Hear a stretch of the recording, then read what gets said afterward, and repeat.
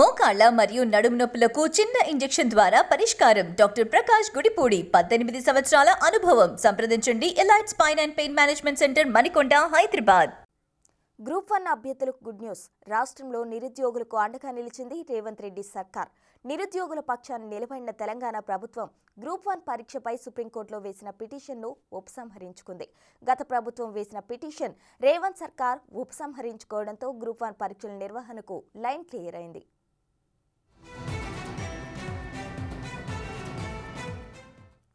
తెలంగాణలో గ్రూప్ 1 పరీక్ష రద్దు చేయాలంటూ హైకోర్టు ఇచ్చిన తీర్పును సవాలు చేస్తూ టీఎస్పీఎస్సీ కోర్టులో దాఖలు చేసిన పిటిషన్ను ఉపసంహరించుకుంది.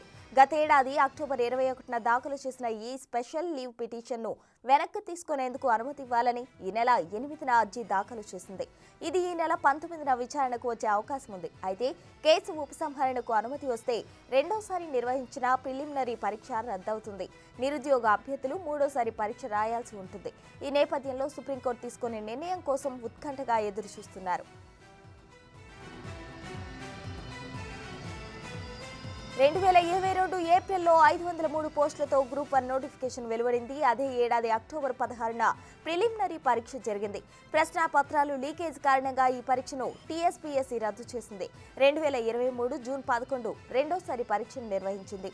దాదాపు 2,33,000 మంది పరీక్ష రాశారు. అయితే ఈ పరీక్ష నిర్వహణలోనూ లోపాలున్నాయని, అభ్యర్థుల బయోమెట్రిక్ తీసుకోలేదని, ప్రిలిమినరీ పరీక్ష రోజున ఇచ్చిన హాజరు సంఖ్యకు తుదికి సమయంలో ఇచ్చిన హాజరు సంఖ్యకు పొంతన లేదని పలువురు అభ్యర్థులు హైకోర్టును ఆశ్రయించారు. విచారించిన న్యాయస్థానం పరీక్ష రద్దు చేసి మరోసారి నిర్వహించాలని తీర్పు ఇచ్చింది. దీనిని డివిజన్ బెంచ్ కూడా సరైనదేనని స్పష్టం చేసింది.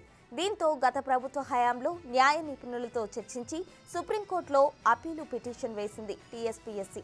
అయితే ఇది అక్టోబర్ నుంచి విచారణకు రాలేదు. తాజాగా ఈ అప్పీలు పిటిషన్ వెనక్కు తీసుకునేందుకు అనుమతి ఇవ్వాలని విజ్ఞప్తి చేసింది సీఎం రేవంత్ ప్రభుత్వం నేతృత్వంలోని టీఎస్పీఎస్సీ.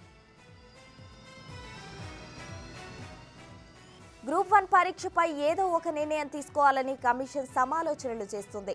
సుప్రీంకోర్టులో కేసు విచారణ పూర్తి కావడానికి చాలా సమయం పడుతుందని భావించి పిటిషన్ ఉపసంహరించుకోవాలని నిర్ణయించింది ప్రభుత్వం. మరోవైపు ప్రభుత్వం కొత్తగా గ్రూప్ 1 నోటిఫికేషన్ వేస్తామని ప్రకటించింది.